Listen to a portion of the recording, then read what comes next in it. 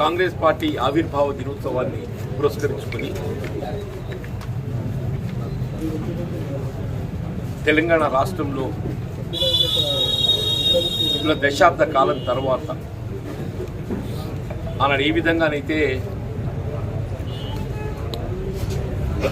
దశాబ్దాల తరబడి ఆంగ్లేయుల పాలనలో మగ్గి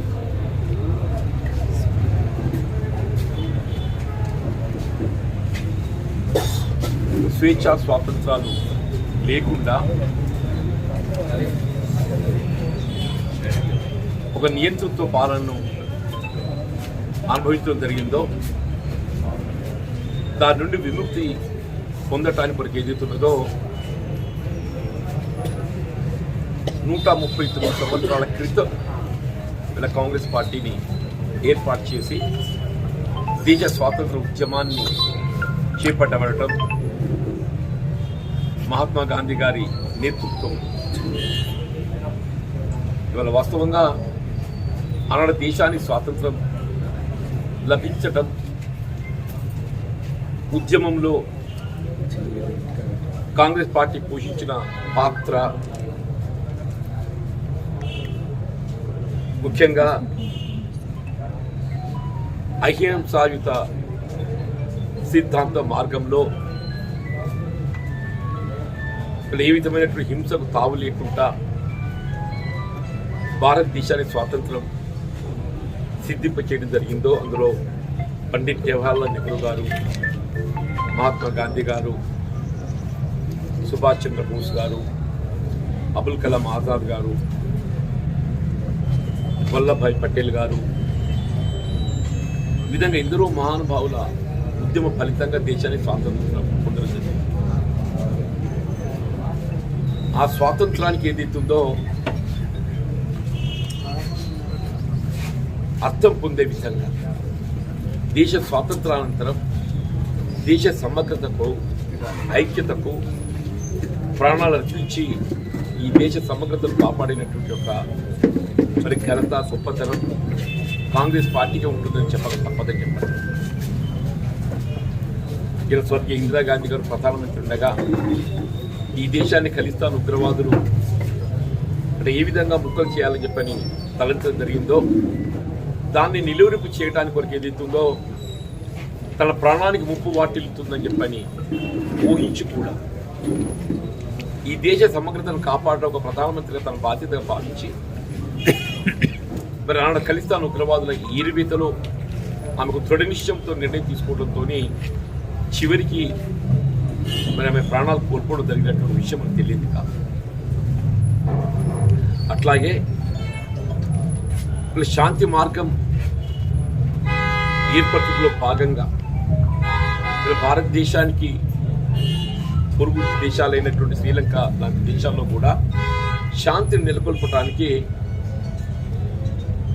శ్రీలంకలో ఎల్టీటీ ఉగ్రవాదులను అణచడంలో భాగంగా భారత దళాలను శ్రీలంకకు పంపడంతో మరి ఎల్టీటీ ఉగ్రవాదులు ఒక కక్షపూరితంగా రాజీవ్ గాంధీ గారిని ఈ విధంగా మరి వారి బలి తీసుకోవడం జరిగిందో మనకు తెలియదు కాదు చెప్పండి.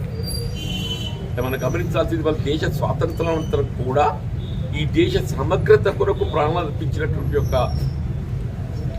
త్యాగమూర్తులు కేవలం కాంగ్రెస్ పార్టీకే పరిమితమైందని చెప్పక తప్పదని చెప్పండి. రాజీవ్ గాంధీ గారు బలైన తర్వాత సోనియా గాంధీ గారు వాస్తవం ఒక విదేశీ వనితగా ఆమెను ముద్రించాలని ప్రయత్నం చేసినప్పటికీ కూడా ఆమె ఏమాత్రం చలించకుండా ఆమె భారతదేశ మెట్టినటి బిడ్డగా వీళ్ళ ఈ దేశ సమగ్రత కొరకు తన భర్త రాజీవ్ గాంధీ గారు, అత్త ఇందిరమ్మ గారు మరి ప్రాణాలు అర్పించడం జరిగిందో ఆ దేశ సమగ్రతను, ఐక్యతను, లౌకిక వాదాన్ని కాపాడడం తన వంతు బాధ్యతగా భావించి ఇవాళ కాంగ్రెస్ పార్టీని నిలబెట్టడంలో ఏదైతుందో ఆమె చూపుతున్నట్టు ఒక నిష్ఠ మనం అందరం గమనిస్తున్నామని చెప్పండి. ఇక తెలంగాణ రాష్ట్ర ఏర్పాటులో కూడా వాస్తవం చెప్పండి ఇవాళ దశాబ్దాల తరబడి నలుగుతున్నటువంటి తెలంగాణ రాష్ట్ర ఏర్పాటు అంశానికి ఒక శాశ్వత పరిష్కారం చూపెట్టాలనేటువంటి ఒక భావనతోని విద్యార్థులు, నిరుద్యోగ యువత ఆత్మత్యాగాలు, బలిదానాలకు ఒక ముగింపు పలకాలనేటువంటి ఒక భావనతోని 25 స్థానాలు ఉన్నటువంటి ఒక సీమాంధ్ర రాయలసీమలో ఊహించి కూడా కేవలం 17 స్థానాలకే పరిమితమైనటువంటి తెలంగాణ రాష్ట్రాన్ని మొగ్గుతూపినటువంటి ఒక మరి గొప్ప నాయకురాలు సోనియా గాంధీ గారికి చెప్పాలి తప్పదు. తెలంగాణ రాష్ట్రం ఏర్పాటు కాబడటం, తెలంగాణ రాష్ట్రం ఏర్పడ్డ తదుపరి మళ్ళీ ఏ ఉద్యమ లక్ష్యాల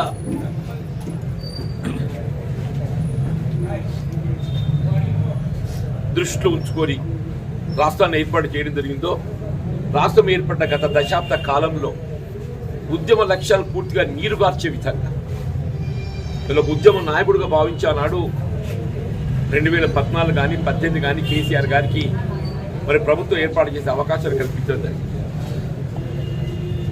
2 పర్యాయాలు దశాబ్ద కాలం ఒక ఉద్యమ నాయకుడిగా భావించి మరి అవకాశం కల్పిస్తే ఉద్యమ లక్ష్యాలు పూర్తిగా నీరుగార్చి ఏ నిధులు, నీళ్లు, నియామకాలు, స్వయం పాలన,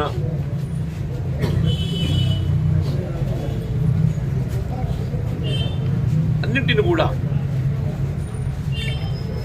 నిర్లక్ష్యం చేసి కేవలం ఒక కుటుంబ పాలనకు పరిమితమయ్యే విధంగా ఒక నియంతృత్వ ధోరణితో ఏ విధమైన సామాజిక స్ఫూర్తి లేకుండా మరి గత దశాబ్ద కాలం తెలంగాణ రాష్ట్రాన్ని అప్పుల ఊబిలోకి నెట్టడం మనం స్వయంగా గమనించామని చెప్పండి. మరి కేవలం 60,000 కోట్ల అప్పుతో ఉన్న ఏర్పడిన తెలంగాణ రాష్ట్రం వల్ల 7 లక్షల కోట్ల అప్పుకు చేరుకోవటం, ఇవన్నీ కూడా ప్రజలు ఏదైతుందో మరి నియంత్రిత పాలనకు ఒక ముగింపు పలకాలి, ఒక మార్పు కావాలనేటువంటి ఒక భావనతోని ఆ మార్పు కోరుకోవటంలో భాగంగా తెలంగాణ రాష్ట్రాన్ని ఏర్పాటు చేసినట్టుగా కాంగ్రెస్ పార్టీ సోనియా గాంధీ గారి నాయకత్వాన్ని బలపరిచే విధంగా కాంగ్రెస్ పార్టీకి అవకాశం కల్పించింది. అందులో భాగంగా ఏదైతుందో ఎన్నికల్లో ప్రధానంగా ఏదైతుందో తెలంగాణ రాష్ట్రం ఏర్పాటుతో ఒక ప్రధానమైనటువంటి 6 సంక్షేమ కార్యక్రమాలు అమలుకు ప్రాధాన్యత ఇవ్వడం జరుగుతుందనే విధంగా మరి ఎన్నికల్లో కాంగ్రెస్ పార్టీ పేర్కొనడం జరిగిందో ఆ 6 సంక్షేమ కార్యక్రమాల అమలుకు సంబంధించి ఒక 100 రోజుల్లో ఆ కార్యక్రమాన్ని అమలు చేసే దిశగా ఒక ప్రణాళిక రూపొందించింది. ఆనాడు 2004లో ఏదైతుందో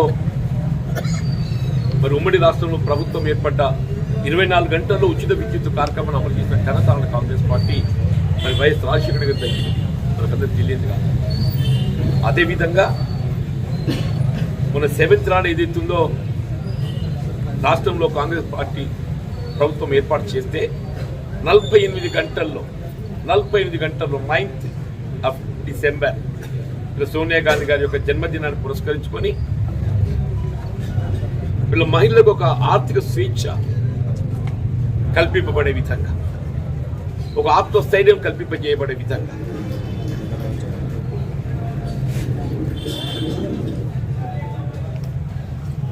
వారికి రాష్ట్ర రోడ్డు రవాణా సంస్థ నిర్వహించేటువంటి బస్సుల్లో ప్రయాణం ఉచితంగా సౌకర్యం కల్పింపజేయటం అంటే వాస్తవంగా ఇది ఎవరు ఊహించింది కాదు. ఎన్నికల్లో ఈ అంశాన్ని పేర్కొంటున్నప్పుడు అందరూ కూడా ఇదేం అమలయ్యేదా, ఊరికే ఓటర్ను ఆకర్షించడానికి పేర్కొంటున్నారని చెప్పని మరి పేర్కొన్న విషయం మనకు తెలియదు కాదు. ఒక 48 గంటల్లో మహిళలకు ఏదైతుందో ఒక స్వేచ్ఛ కల్పింపజేయబడే విధంగా వారి వల్ల ముఖ్యంగా విద్యార్థినులు అని చెప్పంటారు. ఇందులో ప్రధానంగా మనం ఏమనుకుంటున్నామంటే గ్రామీణ ప్రాంత మహిళలకి దీన్ని ప్రధానంగా వినియోగించుకుంటారని చెప్పి అనుకుంటాం. నా దృష్టిలో దీన్ని అత్యధికంగా వినియోగించుకునే వాళ్ళు విద్యార్థులు, పాఠశాల కళాశాల విద్యార్థులు చెప్పండి. లక్షల సంఖ్యలో అని చెప్పంటారు. ఎంత నిరుపేద కుటుంబం అయినా కానీ ఏదైతుందో అది ఏ కుటుంబం అని చెప్పని కాదు, ఇలా పాప ఆడబిడ్డ విద్యార్థి ఏదైతుందో తాను విద్యా బోధన సౌకర్యం పొందడానికి ప్రభుత్వ పరంగా తనకు కల్పింపజేయబడుతున్నటువంటి అవకాశాన్ని వినియోగించుకునే విధంగా దాంతో పాటుగా వీళ్ళు ఉపాధి పొందేటటువంటి ఒక ఆడబిడ్డలని చెప్పి అంటున్నారు. ఇలా ప్రభుత్వ పరంగా ఉద్యోగ అవకాశాలు పొందేటటువంటి ఒక ఆడబిడ్డలు ఒకవైపు అయితే, ప్రైవేట్ సెక్టర్లో మనం గమనించే సర్వీస్ సెక్టర్లు ఏదైతుందో మీరు ఎక్కడ చూసిన ఆడబిడ్డలే సేవలు అందిస్తుంది. వాళ్ళు సర్వీస్ సెక్టర్ వారికి రవాణా భారం అనేది లేకుండా చేయబడే విధంగా వాటితో వాళ్ళు కాంట్రాక్ట్ అవుట్సోర్సింగ్లో సేవలు అందిస్తున్నటువంటి యొక్క ఉద్యోగినులు, వీళ్ళు అంగన్వాడీ కానీ లేక ఆశా వర్కర్లే కానీ ఏఎన్ఎంలే కానీ, యు టేక్ ఎనీబడి, వీళ్ళ ప్రభుత్వానికి కళ్ళు చెవుల్లాగా కనబడేది ఈ ఆడబిడ్డలు చెప్పక తప్పని చెప్పండి. వారికి అందరికీ ఉచిత రవాణా సౌకర్యం కల్పింప చేయబడటం, అట్లాగే గ్రామీణ ప్రాంత మహిళలు కానీ అందరికీ కూడా ఒక విధమైనటువంటి ఒక ఆత్మశ్రేణి కలిగించే అంశంగా దీన్ని ప్రభుత్వం అమలు చేస్తాలు పెట్టడం. దాంతో పాటుగా వీళ్ళ ప్రభుత్వం ఏర్పడి వాళ్ళు 20 days 20 దినాలు గడిచింది. 21 దినం వాళ్ళు 21 దినం అని చెప్పారు. సంవత్సరాలు ప్రభుత్వం ఏర్పాటు చేసి 21 దినం అని చెప్పండి. కొంచెం ఇంతవరకు ఏ రాష్ట్రంలో ఏ ప్రభుత్వం కూడా ఇంత త్వరితగతిలో ఏదైతుందో ఎన్నికలు చేసిన వాగ్దానాలు అమలు చేయడానికి కార్యక్రమానికి ఒక రూపిచ్చినటువంటి ఒక ప్రభుత్వాన్ని నేను గమనించలేదు చెప్పండి. వీళ్ళ ప్రజా పాలనని ప్రజా ముంగిట్లోకి, ప్రజాక్షేత్రంలోకి అధికార యంత్రాంగాన్ని పోయే విధంగా చెప్పట్టు వారి యొక్క సమస్యలను నివేదిక రూపంలో, విజ్ఞప్తి రూపంలో సేకరించటం, వీళ్ళ ప్రభుత్వం అమలు చేతి పెట్టే ఒక ప్రధానమైనటువంటి ఒక లబ్ధి మనం గమనిస్తున్నాం. అక్కడ వీళ్ళ గృహజ్యోతే కానీ, చేయూత కార్యమే కానీ, రైతు భరోసా కానీ,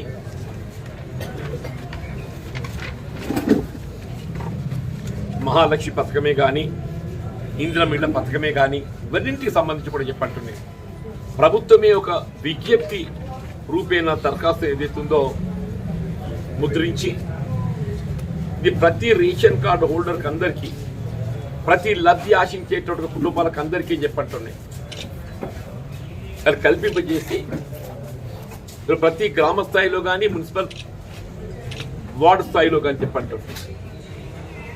ప్రతి కుటుంబానికి, ప్రతి పౌరునికి అందింపజేసి, ప్రతి పౌరునికి అందింపజేసి ఈ కార్యక్రమాల అమలు యొక్క అర్హత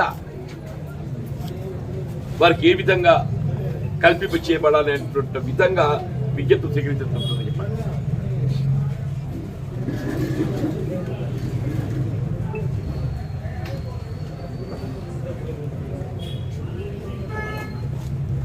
ఆనాడు ఏదైతున్నదో తెలంగాణ రాష్ట్రం ఏర్పడిన తొలినాళ్లలో సమగ్ర కుటుంబ సర్వే చేపట్టేదని గుర్తుంటుంటుంది. సమగ్ర కుటుంబ సర్వే, మరి సమగ్ర కుటుంబ సర్వే ఏమైందో ఇప్పుడు తెలిసిన వెలుగులోకి వచ్చిన తొంతమే తెలియదా సమగ్ర కుటుంబ సర్వే. మళ్ళీ ఇది ఏదైతుందో ఇది కార్యరూపం దాల్పింపజేసే విధంగా చెప్పట్టున్నా. ఈ ప్రజాపాలన కార్యరూపం దాల్పింపజేసే విధంగా మీ అర్హతకు అనుగుణంగా, లబ్ధిదారుల అర్హతకు అనుగుణంగా చెప్పంటున్నాయి. అంటే ఇంత మంచి కార్యక్రమాన్ని ప్రతిపక్షాలు ఏదైతుందో స్వాగతించాల్సింది పోయి వాళ్ళ అనుమానాలు, చిలువలు పలువులు వ్యక్తం చేసే విధంగా, లబ్ధిదారులకు విధంగా ఆందోళన కలిగించే విధంగా అభిప్రాయం వ్యక్తం చేయడం చూస్తుంటే ఆశ్చర్యం కలుగుతుందని చెప్పండి. ఇవాళ మనం చేయూత కార్యక్రమం ఉన్నది, ఉదాహరణ పెన్షన్ కార్యక్రమం, చేయూత కార్యక్రమం. గతంలో ఏదైతే బీడీ కార్మికులు పెన్షన్ సౌకర్యం కల్పిస్తున్నామని చెప్పని పేర్కొన్నప్పటికీ 2014 తెలంగాణ రాష్ట్రం ఏర్పడ్డ తదుపరి, దయచేసి ఇక్కడ గమనించండి, 2014 తెలంగాణ రాష్ట్రం ఏర్పడ్డ తదుపరి ఇలా బీడీ కార్మికురాలుగా గుర్తింపు పొందినటువంటి ఏ ఆడబిడ్డ కూడా పెన్షన్ సౌకర్యం కల్పించబడలేదు. 2014కి పూర్వం బీడీ కార్మికురాలుగా గుర్తింపు పొందడం అంటే ప్రావిడెంట్ ఫండ్ నమోదం పొందినటువంటి వారికి మాత్రమే అవకాశం కల్పించబడ్డది. వీళ్ళు ఏ విధమైన ఆంక్షలు లేకుండా బీడీ కార్మికురాలు గుర్తింపు పొందితే వారికి అందరికీ ఏది ఇస్తుందో 4,000 రూపాయల ఆర్థిక లబ్ధి అనుకూర్చే విధంగా, 4,000 రూపాయల ఆర్థిక లబ్ధి అనుకూర్చే విధంగా ఏది ఇస్తుందో వీళ్ళ విజ్ఞప్తి స్వీకరించదొరుకుతుంది చెప్పండి. వీళ్ళు ఏ విధమైనటువంటి పెన్షన్ పొందినటువంటి ఆడబిడ్డ, ఇప్పుడు సంబడి ఒక వృద్ధాప్య పెన్షన్ వస్తుంది, ఒక వితంతు పెన్షన్ వస్తుంది, ఒక వికలాంగుల పెన్షన్ వస్తుంది, ఒక గీతా కార్మికుల పెన్షన్ వస్తుంది, ఒక బీడీ కార్మికుల పెన్షన్ వస్తుంది. ఇంకా వివిధ అంశాలకు సంబంధించి పెన్షన్ పొందే అవకాశం ఉన్నది. కానీ ఏ విధమైనటువంటి పెన్షన్కు అర్హత లేనటువంటి ఆడబిడ్డలు వారికి కూడా ప్రభుత్వ పరంగా ఏ విధమైనటువంటి ఆర్థిక చేయూత కల్పించేయాలనే ఒక భావనతోని 2500 రూపాయలు ఆర్థిక సాయం అందింపజేసే విధంగా ఇందులో పేపర్ అయిందని చెప్పండి. దయచేసి గమనించాలి. మా ఆడబిడ్డలకు అందరూ విజ్ఞప్తి చేస్తున్నాయి. ఇంతవరకు మీకు ఏ విధమైనటువంటి ఒక పెన్షన్ సౌకర్యం పొందేటువంటి ఒక అవకాశం లేకున్నప్పటికీ ఇవాళ ఏదైతుందో మీకు ప్రభుత్వ పరంగా ప్రతి ఆడబిడ్డకు 2500 రూపాయల ఆర్థిక సహాయం పొందేటటువంటి ప్రతి నెలకు ఇందులో అవకాశం కల్పింపజేయబడుతుందని చెప్పండి. ఇది ఒక గుర్తుంచుకోవాలని చెప్పండి. మీరు అర్హత కలిగి ఉండి కూడా పెన్షన్ సౌకర్యం పొందిన వాళ్ళు దాదాపు 25% ఉంటుందని చెప్పండి. 57 సంవత్సరాలు పూర్తి చేసుకొని అర్హత కలిగి ఉండి కూడా పెన్షన్ సౌకర్యం పొందిన వాళ్ళు ఏదైతుందో అబౌట్ 20-25% ఉంటుందని చెప్పండి.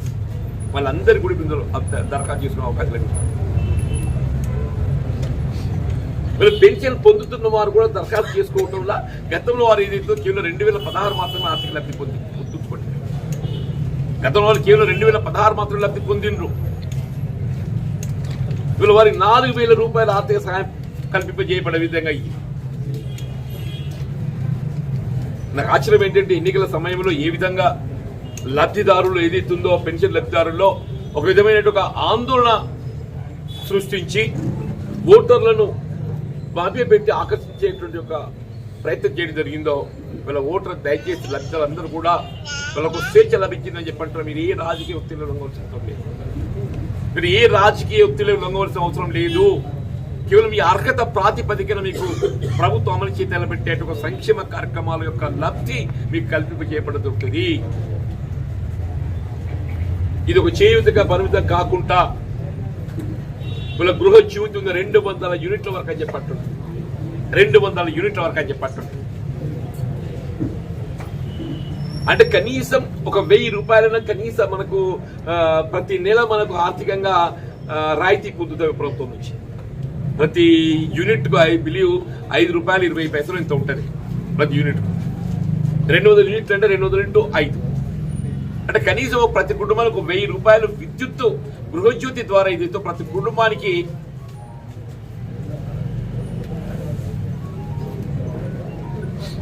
ఈ ఆర్థిక లబ్ధి ఆశించేవాళ్ళు. ఫర్ ఎగ్జాంపుల్ మా మోహన్ గారు ఉన్నారే, ఆయనకున్న స్తోమతోని ఆయన ఆశించారు.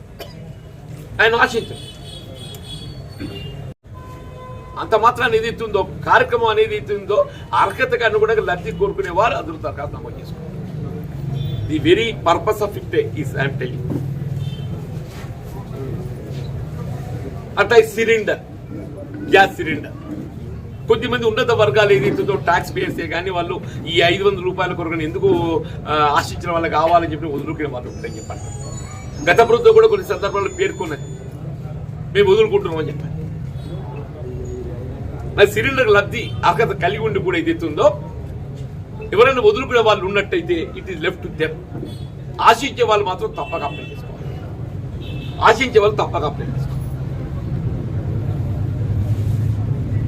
అట్లాగే రైతు భరోసా ప్రధానమైందని చెప్పండి.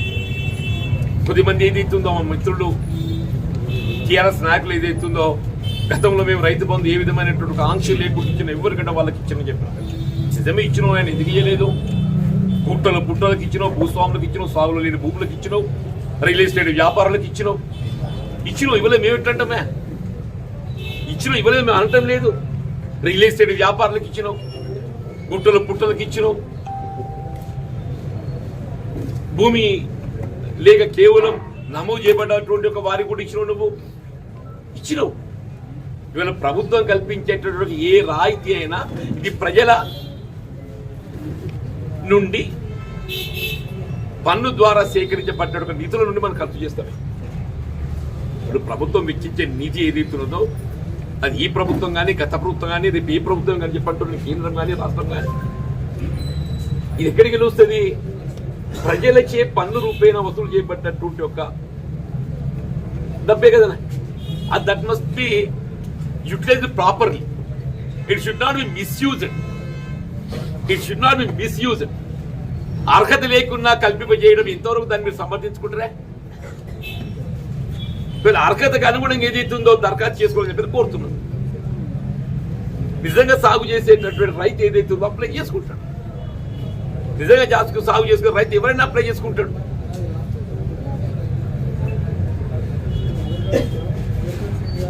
సాగులో లేనటువంటి ఒక భూమి కానీ, సాగు యోగ్యం లేనటువంటి భూమి కానీ, రియల్ ఎస్టేట్ వ్యాపారస్తులే కానీ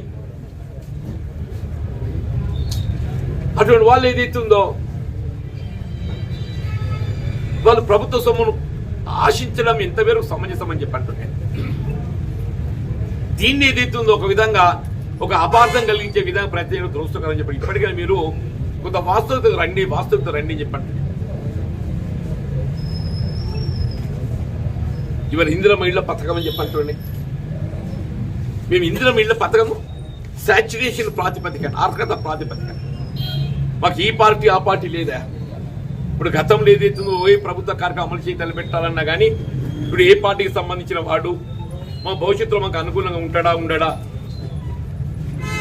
అనే విధంగానే మీకు లబ్ధిదారులు ఎంపిక చేయడం జరిగిందని చెప్పండి. కానీ ఈ ప్రభుత్వం ఆ విధంగా కాదు. అర్హత ప్రాతిపదికన రాజకీయాలకు అతీతంగా లబ్ధిదారులు ఎంపిక చేయాలనే భావనతోని తలపుతో ఏదైతుందో ఇవాళ ఈ ప్రజాపాలన కార్యక్రమాన్ని అమలు చేతలు జరిగిందని చెప్పండి. రేషన్ కార్డులకు సంబంధించి నాకు ఆశ్చర్యమే. గత దశాబ్ద కాలం ఏదైతుందో రేషన్ కార్డుల గురించి ఇది ఒక కార్యక్రమం, ఇలా ప్రభుత్వం అమలు చేతలు పెట్టే సంక్షేమ కార్యక్రమం ఏదైనా దానికి రేషన్ కార్డు అనేది అర్హత సూచిక అని చెప్పినటువంటి ఎవరికైనా కలిగి ఉండాలని చెప్పంటున్నాను. దశాబ్ద కాలం విస్మరించి ఇవాళ ఈ ప్రభుత్వం ఏదైతుందో రేషన్ కార్డు లేనటువంటి రేషన్ కార్డు ఇవ్వాలని సంకల్పిస్తుంది. రేషన్ కార్డు లేని వారికి రేషన్ కార్డు ఇవ్వాలని సంకల్పిస్తుంది. నేను ముఖ్యమంత్రి గారిని స్వయంగా పేర్కొన్నారు. రేషన్ కార్డు కలిగి లేనటువంటి వారు ఎవరే కానీ చెప్పంటున్న వారి యొక్క ఆర్థిక స్తోమతను పేర్కొంటూ మీరు దరఖాస్తు చేసుకోండి. దాని అర్హత పరిశీలించి ఏదైతుందో మీకు రేషన్ కార్డు జారీ చేయబడడం జరుగుతుంది. దానికి అనుగుణంగా ఏదైతుందో మీకు లభింప చేయబడినటువంటి యొక్క సంక్షేమ కార్యక్రమాలు అన్ని కూడా కల్పింప చేయబడతాయి. ఇప్పుడు ఈ ప్రజాపాలన అనేది ఏదైతుందో ఇది రేపు ఆరోగ్య పరిమితం కాదు. ఇది ఆరోగ్య పరిమితం కాదు. ఇది ఒక నిర్దిష్టమైన కార్యక్రమాన్ని చేపట్టాం. ఇప్పుడు కొద్ది ఆరోపణలు చేసుకోలేకపోతారు. ఈ ఉదాహరణ they are not debarred. Even later stage also they can apply. When at later stage also they can apply. Time to time. ఎప్పుడు ఎవరికి అర్హత వస్తుందో తెలియదు కదా. ఇప్పుడు 57 సంవత్సరాలు పెన్షన్ ఉంటుంది దాని చెప్పి అంటున్నా. నాకు ఇలా 56 సంవత్సరాలు ఉన్నాయి. ఇంకో సంవత్సరం దాకా 57 ఉంటుంది. ఇవాళ నేను అర్హత పొందలేకపోతున్నా. నాకు ఇంకో ఏడాది అర్హత వస్తుంది. ఇక అయిపోయింది ప్రజాపాలన అయిపోయి నీకు పెన్షన్ ఇవ్వని చెప్పి అంటున్నాను. మేము గత ప్రభుత్వంలాగా కాదు అని చెప్పి అంటున్నాను. నేను బీడీ కార్మికురాలు ఏదైతుందో ఎట్లయితే వాళ్ళు ప్రావిడెంట్ ఫండ్ నమోదు చేసుకోవడం జరుగుతుందో దాని నమోదుకు అనుగుణంగా ఇట్స్ కంటిన్యూస్ ప్రాసెస్. మీకు అర్హత ఎప్పుడు వచ్చినా అర్హతకు అనుగుణంగా ఏదైతుందో ఈ లబ్ధి మీకు కల్పింపజేయబడడం జరుగుతుంది.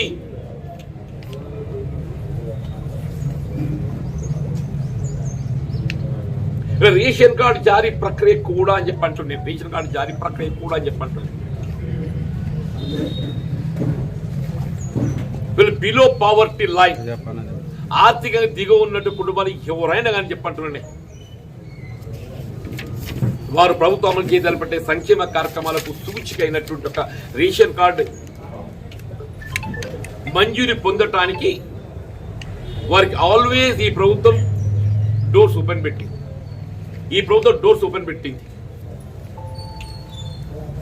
మీకు ఎట్లెట్లయితే రేషన్ కార్డు జారీ చేయబడ్డ జరుగుతుందో దానికి అనుగుణంగా ఏదైతుందో పరిశీలించి మీ అర్హతకు అనుగుణంగా మీకు లబ్ధి అనుకుంటాం.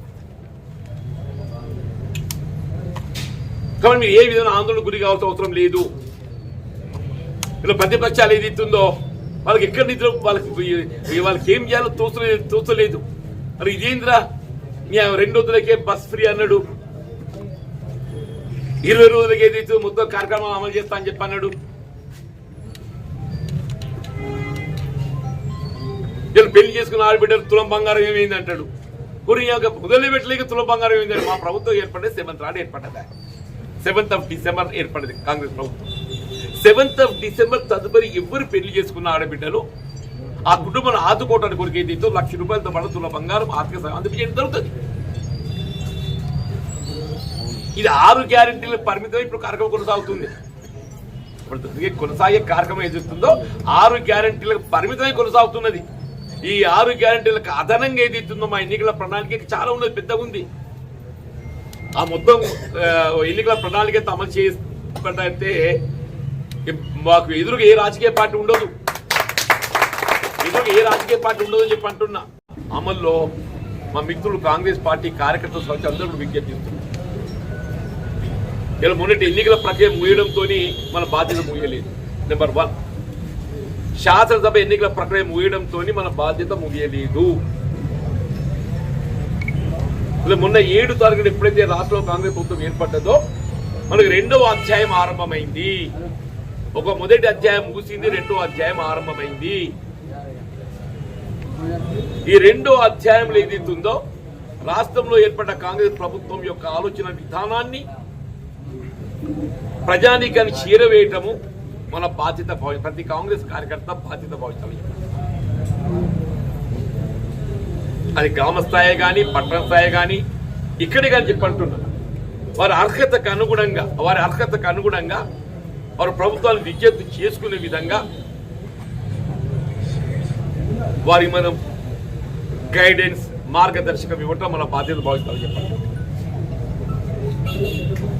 మీరు ఇవాళకి వెళ్ళి ప్రతి కాంగ్రెస్ కార్యకర్త మీరు స్థానికంగా జగిత్యాల పట్టణానికి సంబంధించే కానీ గ్రామీణ ప్రాంతమే కానీ ప్రభుత్వ ఆలోచన విధానానికి అనుగుణంగా ఏవైతే లబ్ధి కార్యక్రమాలు అమలు చేయబోతున్నామో ఇవన్నీ కూడా నమోదు చేసుకునే విధంగా రేషన్ కార్డు సంబంధించి కూడా అర్హతకు అనుగుణంగా వారికి రేషన్ కార్డు కల్పింపజేయబడడం జరుగుతుంది. దానికి అనుగుణంగా వారికి కలిగించే లబ్ధి కూడా కల్పింపజేయబడడం జరుగుతుంది. ఇవన్నీ మీద క్లారిటీ ఇవ్వండి. మీకు ఎక్కడైనా మీకు అనుమానం చూస్తే నాకు ఫోన్లో సంప్రదించాను కానీ క్లారిటీ ఇస్తాను. అది ఏ అంశమే కానీ ఏదైతుందో మీకు ఎక్కడైనా ఏదైనా అనుమానం వచ్చినా కానీ టెలిఫోన్ ద్వారా నన్ను సంప్రదించాను కానీ మీ అనుమానం చూస్తుంది. వీళ్ళ అధికార యంత్రాంగం కూడా ఏదైతుందో వీళ్ళ పాలనలో ఏదైతుందో ప్రభుత్వ ఆలోచన విధానానికి అనుగుణంగా పాలన కొనసాగాలి. నిన్నటి వరకు ఏదైతుందో 6 తారీఖు వరకు కొనసాగిన పాలన వేరు, వీళ్ళ 7 తారీఖు కొనసాగుతున్న పాలన వేరు అని చెప్పండి. లేదు అధికార యంత్రాంగం దాని గమనంలో ఉంచుకోవాలని చెప్పండి.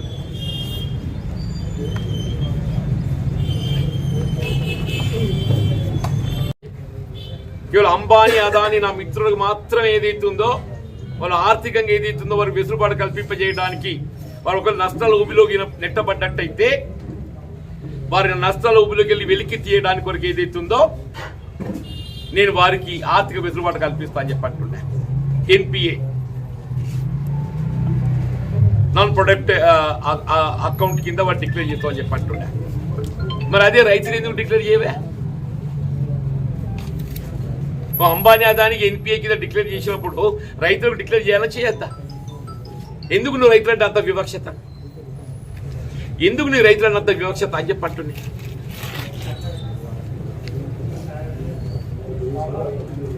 ఆనాడు కాంగ్రెస్ పార్టీ ఏదైతుందో రైతులకు కేవలం మద్దతు ధర ప్రకటింప చేయబడటం కాదు, ఆ మద్దతు ధర అమలు చేయడానికి కట్టుబడి ఉండే. ఈ ప్రభుత్వం ఏదైతుందో మద్దతు ధర అమలు చేయడానికి ఏదైతుందో మా బాధ్యత లేదు అన్నట్టు కేవలం ప్రకటనలకే పరిమితమవుతుంది. దయచేసి గమనించాలని చెప్పంటున్నాయి.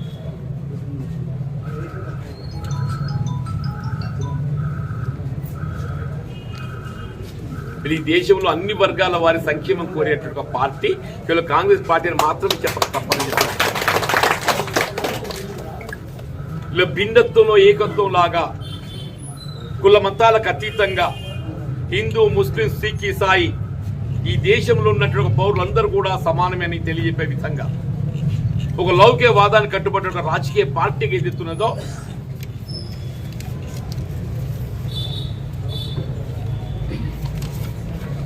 మరి ఒక హిందువు ఏదైతుందో నేను రాముల వారి ఆలయ ప్రారంభం సందర్భంగా అక్షింతలు ఏది జగిత్యాలకు వచ్చినాయో నేను దర్శించుకొని వచ్చిన ఒక హిందువుగా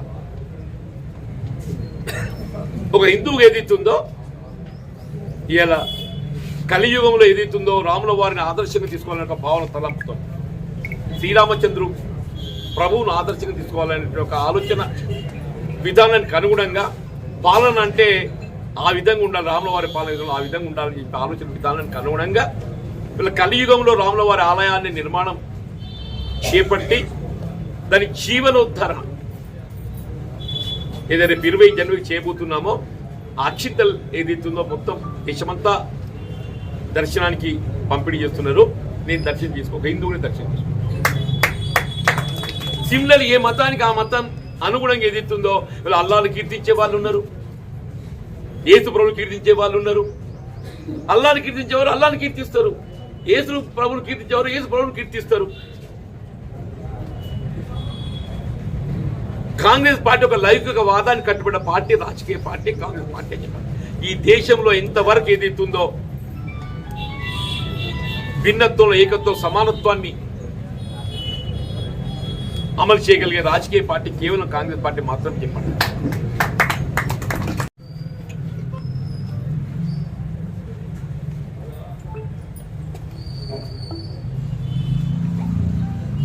ప్రజా తీర్పు తదుపరైనా కానీ వాస్తవికతకు అనుగుణంగా మాట్లాడతారని చెప్పి భావిస్తున్నాను.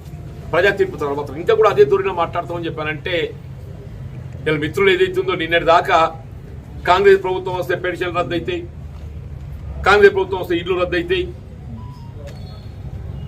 పెన్షన్ రద్దు కాదు, నువ్వు 2016 4,000 ఇవ్వబోతున్నాం.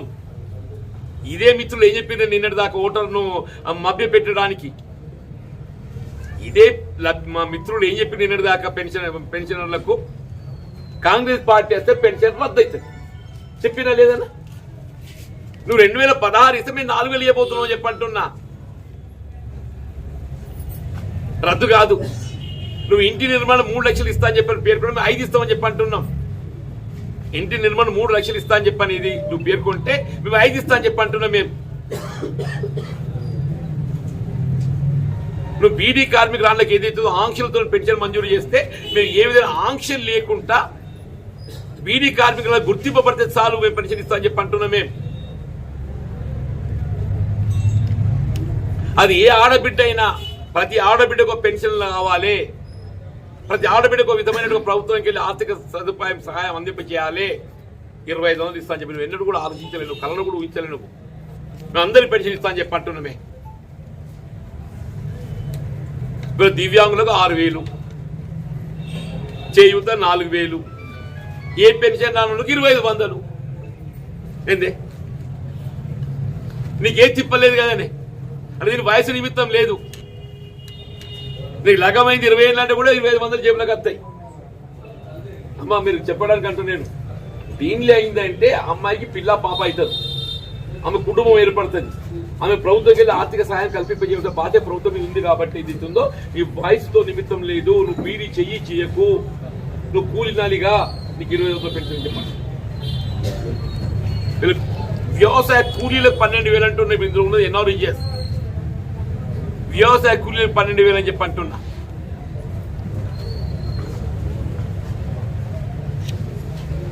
నిన్న ఏదో పత్రిక మా భారతీయ జనతా పార్టీ మిత్రులు ఏదైతున్నదో రాష్ట్ర ప్రభుత్వం అమలు చేసే సంక్షేమ కార్యక్రమాలు అభివృద్ధి కార్యక్రమాలు అన్ని కూడా కేంద్రానికి వస్తున్న నిధులు అని చెప్పని పేర్కొంటున్నాయి.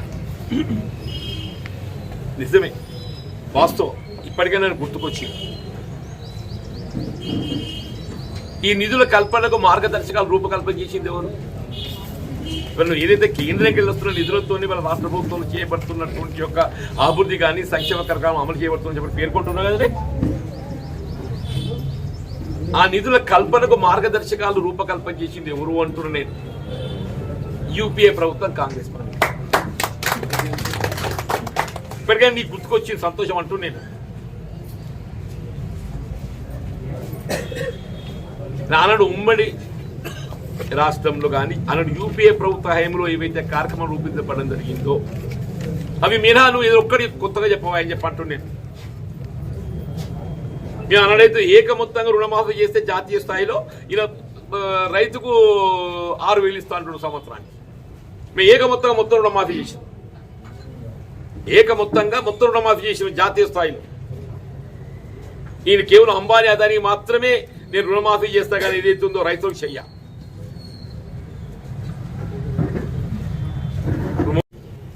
ఏదైతుందో ముందస్తుగా 6 గ్యారంటీలకు సంబంధించి మాత్రమే ఈ కార్యక్రమం సాగుతుందని చెప్పి అంటున్నా.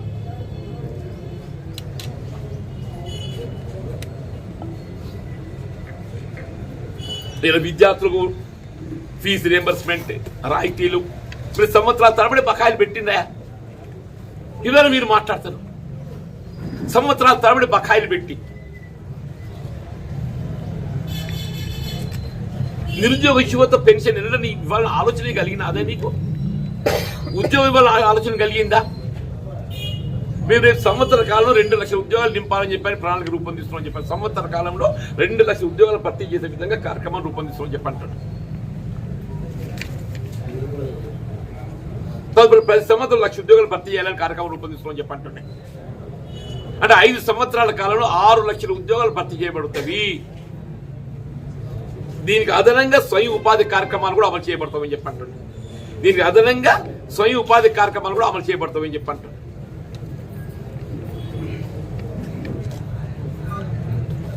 దయచేసి వాళ్ళ రేవంత్ రెడ్డి గారు ముఖ్యమంత్రిగా బాధ్యత చేపట్టి తదుపరి ఏదైతుందో నా అనుభవాలు చెప్పిన సుదీర్ఘ ప్రజా జీవితం అనుభవంలో ఇంత త్వరితగతిన ఏదో ప్రభుత్వం ఏర్పాటు చేపట్టినటువంటి యొక్క 3 వారాల్లో మరి ఇన్ని కార్యక్రమాలు అమలు చేయాలని తలపెట్టడం అనేది మేము అప్పుడు 4లో ఫ్రీ పవర్ కూడా అమలు చేసినామే. 4లో మీద అమలు చేసి ఫ్రీ పవర్ అమలు చేసినామని చెప్పండి. మీ తదుపరి క్షేత్రస్థాయిలో ధాన్యం సేకరణ కానీ ఇవన్నీ తదుపరి క్రమేపీ వచ్చినాయి. ఈ రాజీవ్ ఆరోగ్యశ్రీ కానీ ఆనాడు ఇవన్నీ క్రమేపీ వచ్చినాయి, టైం టు టైం వచ్చినాయి. ఇవాళ ఏదైతుందో మీకు with in a period of 100 days ఏదైతుందో 100 రోజుల లోపల ఇటు విద్యా వైద్యంతో పాటుగా సంక్షేమ కార్యక్రమాలకు సంబంధించి కానీ రైతు భరోసా ఏ ఎకరా 15,000 రూపాయల ఆర్థిక సాయం అందింపజేయాలని చెప్పని బాధ్యత దొరుకుతుందో ఆ రైతు భరోసాకు సంబంధించి కూడా అని చెప్పంటారు. ఇందులో స్పెసిఫిక్ పేర్కొన్నాం రైతు భరోసా ఇందులో పార్ట్ ఆఫ్ ఇట్. మరి ఎవరు ఏ విధమైనటువంటి యొక్క అంటే వాస్తవం ఏదైతుందో దీన్ని సద్వినియోగం చేసుకోవాలి. ఎవరైనా సద్వినియోగం చేసుకోవాలి. ఫర్ ఎనీ రీజన్ అది కూడా స్పష్టత ఇస్తున్నాను. ఫర్ ఎనీ రీజన్ అందుబాటులో లేక ఈ 6 లోపల దరఖాస్తు చేసుకోలేకున్నా కానీ ఇది కాల పరిమితి కాదు. తదుపరి కాలంలో కూడా మీ అర్హతకు అనుగుణంగా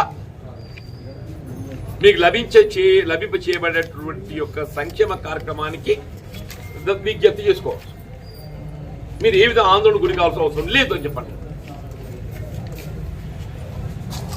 దయచేసి మిత్రులు ఎవరైనా కానీ ఏదైతుందో ప్రభుత్వం అమలు చేసి తలపెట్టేటువంటి కార్యక్రమానికి మీరు కొంత మీరు కూడా సహకరించండి. సంతోషిస్తాం నాయన. ఇది ఏ విధమైనటువంటి ఒక అనుమానాలకు అవసరం లేదు నాయన. మీరు రుణమాఫీ 5 ఏళ్ళని చేయలేకపోయారు, మీరు కూడా మాట్లాడతారా? రుణమాఫీ 5 సంవత్సరాలు చేయలేకపోయారు, మీరు కూడా మాట్లాడతారా? 5 ఏళ్లలో ఇల్లు కట్టలేకపోయారు, మీరు కూడా మాట్లాడతారా?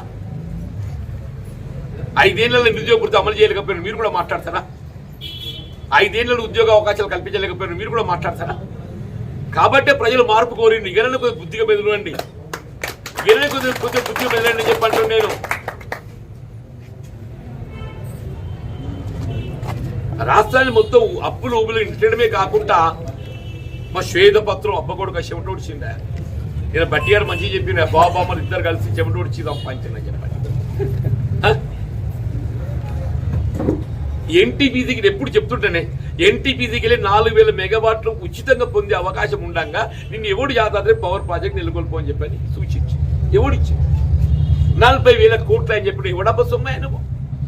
అక్కడ బొగ్గు లేదు, పిటిహెడ్లో పెట్టాలని చెప్పి ఇదే కేసీఆర్ చెప్పిండు.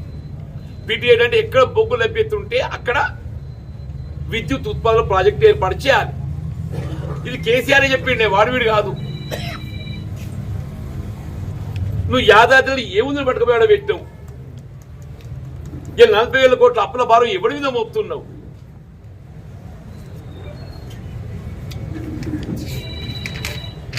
మీరు తెచ్చిన అప్పుకు అసెట్ అని చెప్పంటాడా? రేపు మేడిగడ్డ సంగతి చూస్తున్నా కానీ మొత్తం దిగు ఇంతవరకు ఏదైతుందో కేవలం 1,00,000 ఎకరాల సాగు వచ్చింది. దాని కింద చెరువులు కుంటలు 2-3 నింపారు. ఇప్పుడు అది కూడా లేకూడదు. ఇలా మిడిమానని మనమే కట్టాం, ఎల్ఎండి మనమే కట్టాం, ఎల్ఎంపీలు మనమే కట్టాం, ఎస్ఆర్ఎస్పీ శ్రీనివాసరావు పైన మనమే కట్టాం. నువ్వు కట్టింది ఏంటి? దయచేసి ఇగనన్న పెద్ద వాస్తవాలు మాట్లాడిన చెప్పి ఇప్పుడు మిత్రుడు అన్నట్టు ఏదైతే సాధారణంగా రేషన్ కార్డు బిలో పావర్టీని పొందడానికి ప్రయత్నం చేయడానికి ఏంటి కారణం నేను గమనించింది ఈ వైద్య సదుపాయం పొందడం. కదా ఏదైతే మనకు రాజీవ్ ఆరోగ్యశ్రీ ద్వారా ఉచిత వైద్య సదుపాయం పొందే అవకాశం ఉందో బిలో పావర్టీలో ఆ రేషన్ కార్డు కలిగి ఉంటున్నట్టయితే నాకు మెడికల్ ఫెసిలిటీ ఉచితంగా పొందుతా అని చెప్పని. ఎందుకంటే బియ్యం తీసుకుని లేదు, తినేది లేదు, బియ్యం తీసుకుని తినేది లేదు. ప్రధానంగా లబ్ధి పొందే ప్రయత్నం చేసేది ఈ ఆరోగ్యశ్రీ లో వైద్య సదుపాయానికి సంబంధించి రేషన్ కార్డు సంబంధం లేకుండా తెలంగాణ పౌరులకు అందరికీ ఈ వైద్య సదుపాయం గట్రా కల్పింప చేయగలిగినట్టయితే ఆటోమేటిక్ ఏదైతుందో ఈ రేషన్ కార్డు ఏ విధ ప్రక్రియ సులువైతుందని చెప్పిన భావన నేను ముఖ్యమంత్రి గారు సూచన చేశాను. ఒక 10% అని మీరు అన్నట్టు ఏదైతుందో ఏదైతే ఎబో పవర్ లేని వాళ్ళు బిలో పడిన రేషన్ కార్డు పొందినటువంటి ఇందుకొరకు రాజీవ్ ఆరోగ్యశ్రీ ఉచిత వైద్య సదుపాయం కూడా పొందుతుందని చెప్పి నేను భావిస్తున్నాను. వాళ్ళకు ఉచిత వైద్య సదుపాయం మనం అందరికీ కల్పించినట్టయితే ఇప్పుడు ఫర్ ఎంప్లాయీ ఉన్నాడు, ఉదాహరణ కట్టుకున్నాను, ఈజ్ ఆల్రెడీ ఎంటైటిల్డ్ కాబట్టి చూస్తుంది. దాన్ని కూడా మీరు అన్నట్టు సీఎం గారు ఆగుతాయి బాగా పూతలే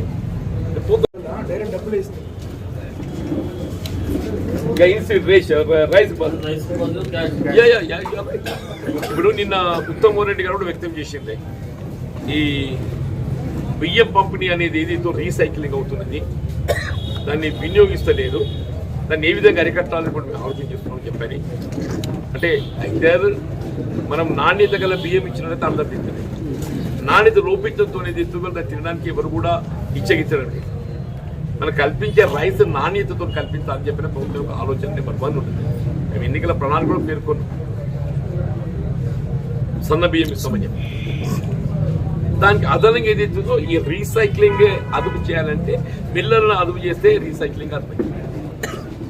ఇప్పుడు మిల్లర్ల అదుపులో భాగంగా ఏదైతుందో ఎట్లయితే ఇక్కడ మిల్లర్లపై స్టాక్స్ వేరియేషన్ దాంట్లో చెక్స్ అవుతున్నాయో మొత్తం రాష్ట్రం అంతా అవుతున్నాయి. ఓ జగిత్యాలుగా పరిమితం కాదు, మొత్తం రాష్ట్రం అంతా అవుతున్న మిల్లర్లు ఏదైతుందో వాళ్ళు ఇంతకాలం ఏదైతుందో ఆడింది ఆట పాడింది పాట నడిచింది.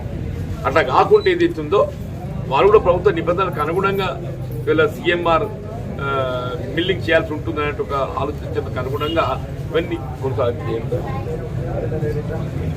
కాంగ్రెస్ పార్టీ రాష్ట్రం అప్పుల్లో ఉందని విమర్శించిన నాయకులు ఇప్పుడు 6 గ్యారెంటీ పథకాలకు నిధులు ఎక్కడి నుంచి తీసుకొస్తారని ఎంపీ అరవింద్ నిన్న కామెంట్. ఒకటి రాష్ట్రం అప్పుల్లో ఉన్నది అనేది మేము పేర్కొన్న మాట వాస్తవం, అది వల్ల రుజువైపోయింది.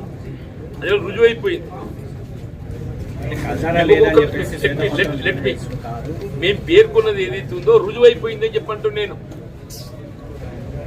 ఈ రాష్ట్రాన్ని ఏదైతే అప్పులో నెట్టడం జరిగిందని పేర్కొన్నామో ఇట్ ఈస్ ఎస్టాబ్లిష్డ్, ఇది ఒక ప్రక్రియ అయిపోయింది. మీరు ఈ 6 గ్యారెంటీ ఏ విధంగా అమలు చేస్తారని చెప్పి అంటున్నారు. లీకేజెస్ను అరెస్ట్ చేయాలి, ఆదాయ మార్గాలను పెంపొందించుకోవాలి. లీకేజ్ను అరెస్ట్ చేయాలి, ఆదాయ మార్గాలను పెంపొందించుకోవాలి, అవినీతిని అరికట్టాలి, దుబారా తగ్గించాలి. ఇవాళ ముఖ్యమంత్రి మన గత ముఖ్యమంత్రి గారు ఏది పత్రికలు చదివితే 66 కోట్లతోని ఆయన ముఖ్యమంత్రి కాబోతుండే వాడికి స్పెషల్ ఏమంటే ల్యాండ్ క్రూజర్. 66 కోట్లు ఎందుకు పెట్టినట్టు? 66 కోట్లు అయితే దుబారానే కదా. ఇప్పుడు సచివాలయం ఎందుకు కొనుగొట్టినట్టు, ఇంకోటి కొత్త ఎందుకు కట్టినట్టు? మీరు బయటికి వెళ్ళి చూస్తే ఎలివేషన్ బాగా కనబడుతుంది, లోపల గవే రూములు అంటున్నా, ఏమి లేవు లోపల గవే రూములు. అంటే మనకు దుబారాన్ని అరికట్టినట్టే ప్రభుత్వానికి ఆదాయం మనకు ఒక విధంగా సమకూరినట్టే కదా. ఆదాయ మార్గాలను పెంపొందించడం ఒక అంశం, దుబారా తగ్గించడం రెండవ అంశం, అవినీతి అరికట్టడం ఈ 3 తప్పకుండా ఏదైతుందో ఈ 6 గ్యారెంటీలుగా పరిమితం కాదు. దయచేసి మిత్రులు ఎవరన్నా కాంగ్రెస్ పార్టీ ఈ 6 గ్యారెంటీల అమలుకే పరిమితం అవుతుందని భావిస్తే ఇది ఇంతకే నిలిచిపోదు. 6 గ్యారెంటీలతో పాటుగా మేము ఎన్నికల ప్రణాళికలో పేర్కొన్నట్టు ఇతర అంశాలను కూడా, ఉదాహరణకు తులం బంగారం ఉందే, మీ తులం బంగారం ఏదైతుందో మా 6 గ్యారెంటీలో లేదు. చూడండి, తులం బంగారం 6 గ్యారెంటీలో లేదు, కానీ మేము తులం బంగారం అమలు చేస్తామని చెప్పండి.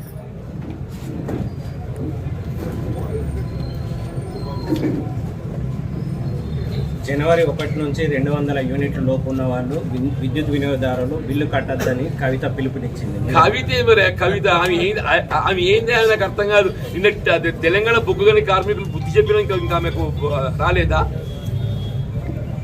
ఆమె తెలంగాణ బొగ్గుగని కార్మిక సంఘానికి గౌరవ అధ్యక్షురాలని చెప్పి అంటున్నా. ఇలా గతంలో గుర్తింపు పొందినటువంటి ఒక యూనియన్ ఉండి ఇలా ఎన్నికలు పోటీ చేసే స్థాయి కూడా కోల్పోయింది. ఎట్లయితే రాష్ట్రంలో ఇక్కడ ప్రభుత్వం ఊడిపోయిందో, తెలంగాణ బొగ్గుగని కార్మిక సంఘం ఏదైతుందో ఎన్నికలు పోటీ చేసేటువంటి యొక్క స్థానాన్ని కూడా కోల్పోయిందని చెప్పి అంటున్నా. నువ్వు పోటీ చేసి ఓడిపోవడం గెలవడం పక్కన పెట్టు. ఆమె అనుమానం అక్కర్లేదు హరిగారు, ఆమెకు అనుమానం అక్కర్లేదు. మేము తప్పకుండా అమలు చేస్తాం. ఆమె ఈవెంట్ ఇచ్చడం కాదు, మేము పేర్కొన్నాం కాబట్టి ఇస్తాం. మేము ఇస్తామని పేర్కొన్నాం కాబట్టి ఇస్తామని చెప్పి అంటున్నా. ఆమె ఈవెంట్ ఇచ్చేటోళ్ళం కాదు. ఆమె ఏమి ఇచ్చింది? ఆమె 5 ఏళ్ళు ఎలగబెట్టి ఏం చేసింది అంటున్నా. 5 ఏళ్ళు ఎలగబెట్టి ఏం చేసింది? ఉన్న చక్కెర ఫ్యాక్టరీ ముప్పించింది, మేము తెరిపిస్తున్నాం. 5 ఏళ్ళు ఏదైతుందో పార్లమెంట్ సభ్యురాలుగా, ముఖ్యమంత్రి గారి తనయ్యగా ఆమె చేసింది ఏంది ఈ ప్రాంతానికి అంటే, నిర్వహణలో ఉన్న చక్కెర కర్మాగారాన్ని ముప్పించింది, మేము తెరిపిస్తున్నాం అని చెప్పి అంటున్నాను. నేను ఈ ఒక్కటి చెప్పవా దుర్సాన్ చేసింది? ఒక్కటి చెప్పు దుర్సాన్ చేసింది. హిందూ వ్యతిరేక ధోరణి కాంగ్రెస్ డిఎన్ఏలో ఉందని చెప్పేసి కూడా ఎమ్మెల్సీ కవిత. ఆమె ఏ మతాన్ని గౌరవిస్తే కవి చెప్పాను. మేము ఇప్పుడే చెప్పిన హిందూ మతాన్ని గౌరవిస్తామని చెప్పానా, మేము సెక్యులర్ వాదులం అని చెప్పానా. నేను ఇవాళ అల్లాను కీర్తించే వారిని కూడా గౌరవిస్తామని చెప్పంటు నేను. యేసుప్రభుని కీర్తించే వారిని కూడా గౌరవిస్తామని చెప్పంటు నేను. ఒక బతుకమ్మ ఆడగా మీ హిందూ మొత్తాన్ని గౌరవించినట్టు అయిపోయిందా?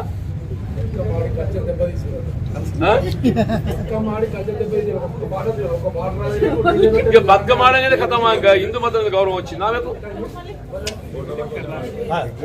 అదే అట్లాగా ఆమె ఎన్ని గుళ్ళకు ప్రోత్సాహం ఇచ్చి జగించారు నాకు ఒకటి చెప్పవా? ఇక్కడ పార్లమెంట్ సభ్యురాలు ఉన్నది కదనే,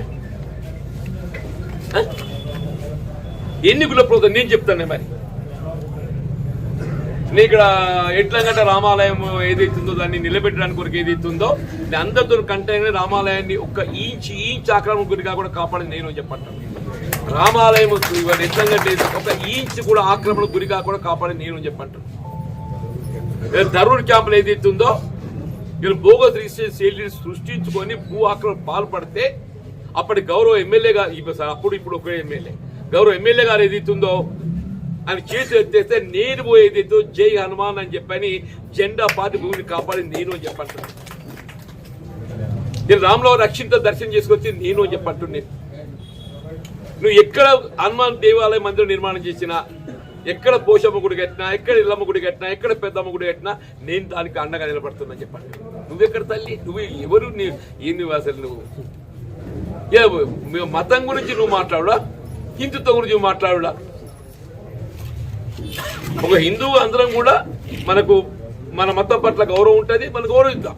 ఇట్ డస్ నాట్ మీన్ ఇతర మతాలు కించపరచడం కాదు,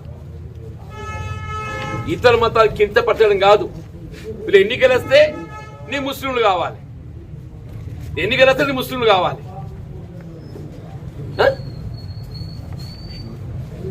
వాళ్ళ అంశం చర్చకు వస్తే నువ్వు మాట్లాడు, వాళ్ళ అంశం చర్చకు వస్తే నువ్వు మాట్లాడు, వాళ్ళ హక్కుల రక్షణకు వస్తే నువ్వు మాట్లాడు. నువ్వు మతం అంటే ఏంది? మన మతాన్ని మనం ఎంత ప్రేమితో గౌరవిస్తామో ఇతర మతాన్ని కూడా అంతే గౌరవించాలో ప్రేమించాలి. నా మతాన్ని ప్రేమించడము గౌరవించడం ఎంత బాధ్యత భావిస్తామో ఇతర మతాలను గౌరవించడం కూడా అంతే బాధ్యత భావిస్తారని చెప్పి అంటున్నా. అప్పుడు నిజమైనటువంటి ఒక నువ్వు నీ మతాన్ని ప్రేమించిన వాడు అవుతావు అని చెప్పి అంటున్నా. ఇతర మతాలను గౌరవించే వాడు ఎవడు కూడా ఆ మతం పట్ల వానికి విశ్వాసం ఉన్నదని చెప్పిన భావించడం వీలేదని చెప్పి అంటున్నా.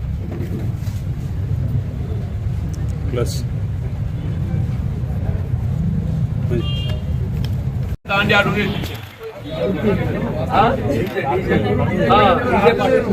దాండియా దాండియా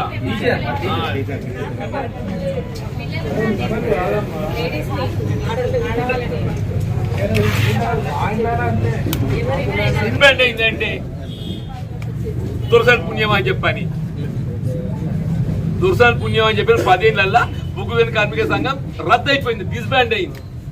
ఇంకే కూడా మాట్లాడతారు ఇక ఏమన్నా నాకు అర్థం కాదు.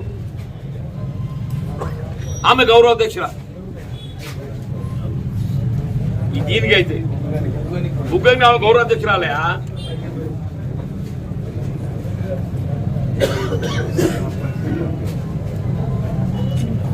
మొత్తం 40,000 39,000 ఓట్లు 30,000 ఓట్లు పోలైతే 1000 ఓట్ల లోపల వచ్చినాయి.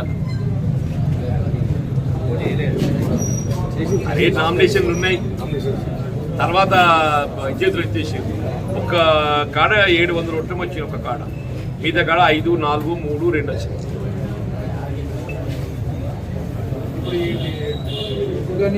ఎన్నికల ప్రభావం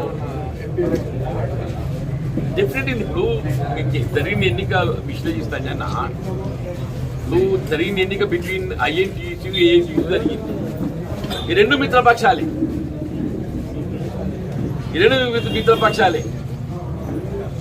ఇప్పుడు శని 15,000 ఓట్లు వచ్చిందన్న, శని 15,000 16,000 ఓట్లు వచ్చి 15,000 16,000 ఓట్లు పార్లమెంట్ కలిసి పోతే మళ్ళీ ఇవన్నీ అలయన్సే అంతా మిత్రుల పట్ల మొత్తం 10 సీట్లు గెలిచిన కాంగ్రెస్.